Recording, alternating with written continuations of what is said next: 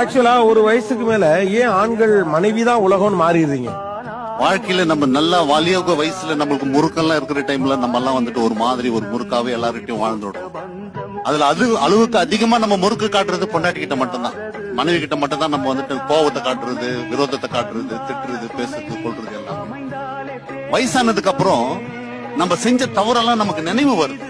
நம்ம இந்த வாலிப வயசுல எல்லாம் நம்ம அவங்களை இப்படி எல்லாம் கொடுமைப்படுத்திட்டுமே, இப்படி எல்லாம் நம்ம கஷ்டப்படுத்திட்டுமே சொல்லிட்டு அந்த குடும்பத்துல இருந்து வயசான ஆம்பளைங்க கொஞ்சம் ஒதுங்கி வந்துடுறாங்க வெளியில. ஆனா மனைவிமார்கள், தாய்மார்கள் எந்த காலத்திலயும் அந்த குடும்ப பொறுப்புல இருந்து விலகுறது. இந்த கணவன் ஒதுங்கி வந்த நேரத்துல தான் மனைவியுடைய டேலண்டே அவனுக்கு தெரியுது.